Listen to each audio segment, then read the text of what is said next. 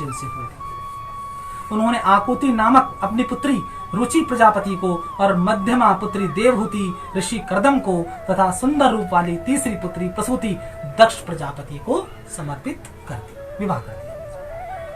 कर्दम ने देवहूति से अरुंधति आदि 9 पुत्रियां उत्पन्न की। वे पुत्रियां वशिष्ठ आदि ऋषियों की भार्याएं हुई, पत्नियां हुई, और प्रजापति दक्ष की भी 14 कन्याएं हुई।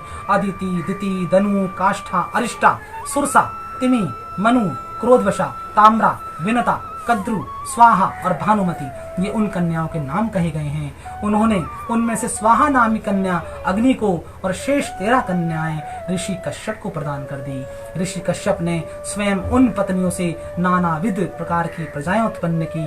तब उन प्रजाओं से संपूर्ण जगत व्याप्त हो गया। इस प्रकार भगवान ब्रह्मा ने इस सारे संसार की सृष्टि की। संसार तैयार हो।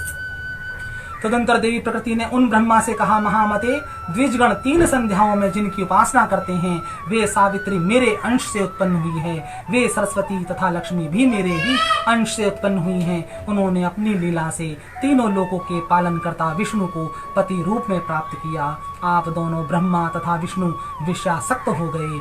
देवर्षिवर उन साक्षात पराप्रकृति को पूर्ण भाव से पत्नी रूप में पाने की अभिलाषा करते हुए भी शिव परम योगी बने रहे।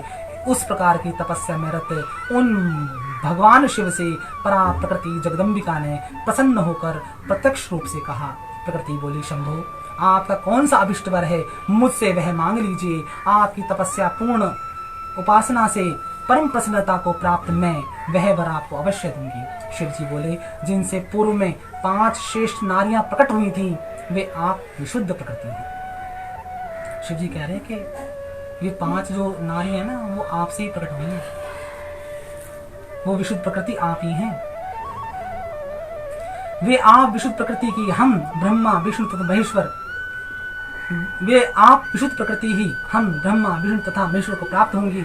उनमें से अपने अंश से सावित्री के रूप में उत्पन्न होकर आप ब्रह्मा जी को प्राप्त हुई और अपने ही अंश से लक्ष्मी एवं सरस्वती होकर विष्णु को प्राप्त हुई। किंतु परमा पूर्णा प्रकृति आप स्वयं अपनी लीला से कहीं जन्म लेकर मुझे प्राप्त हो। परमा प्रकृति की मांग कर दी बाबा ने। मां बोली, दक्ष प्रजापति के यहाँ अपनी माया से उत्पन्न होकर मनोहर शरीर वाली पूर्णा प्रकृति मैं ही आपकी पत्नी बनूंगी। मां ने वचन दे दिया कि दक्ष प्रजापति के यहाँ मैं जन्म लूंगी और पूर्णा प्रकृति मैं तुम्हारी पत्नी बनूंगी। जब दक्ष के यहाँ उनके देह अभिमान के कारण मेरा तथा आपका अनादर होगा तब अपने माया रूपी अंश से उन्हें विमोहित कर मैं अपने स्थान को चली जाऊंगी महेश्वर। उस समय आपसे मेरा वियोग हो जाएगा। तब आप भी मेरे बिना कहीं भी ठहर नहीं सकेंगे।